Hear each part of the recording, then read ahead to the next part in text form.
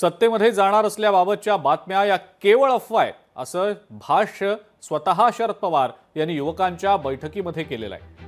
जे सोबत येतील त्यांना घेऊन सत्तेत जाण्यापेक्षा लढणं पसंत करू।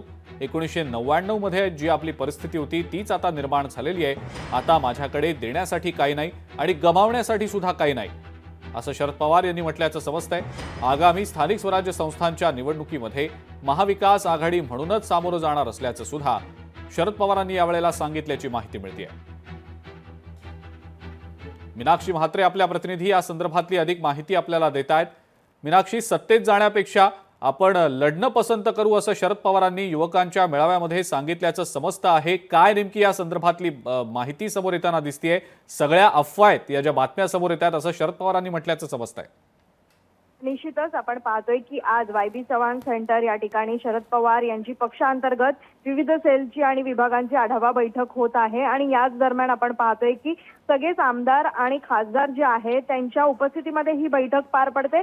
प्रामुख्याने आपण पाहिलं तर शरद पवार यांच्या राष्ट्रवादी त्या पक्षातील काही खासदार जे आहेत ते अजित पवार यांच्या पक्षात जाणार असल्याची किंवा मग त्यांना तिथून आपल्या पक्षात येण्याची संधी जी आहे ती मिळेल आणि या संदर्भात वारंवार चर्चा ज्या आहेत त्या होत असताना पाहायला मिळत होत्या। मात्र आता यालाच शरद पवारांनी स्वतः या बैठकीमध्ये आणि माध्यमांशी ऑफ द रेकॉर्ड बातचीत करताना हीच माहिती दिलेली आहे की आतापर्यंत ज्या पद्धतीत ज्या चर्चा येत होत्या ह्या युवकांच्या बैठकीमध्ये प्रामुख्याने ही भाषा आहे। कारण सध्या राष्ट्रवादी शरदचंद्र पवार पक्ष जे आहे ते सत्तेत जाणार नसल्याबाबतच्या बातम्या ह्या केवळ नुसत्या अफवाच आहेत आणि सोबत जे आहेत त्यांना घेऊन सत्तेत जाण्यापेक्षा लढणं पसंत करा अशा पद्धतीच्या सूचना ज्या आहेत त्या शरद पवारांनी यावेळी या बैठकीमध्ये दिलेली आहे। आपण पाहतोय की आगामी 15 दिवसातच संघटनेमध्ये मोठे बदल देखील होणार मिळतील। खरं तर आपण पाहतोय की विविध प्रमुख जे आहेत विभागांचे प्रमुख जे आहेत ते बदलले जाण्याची दाट शक्यता आहे।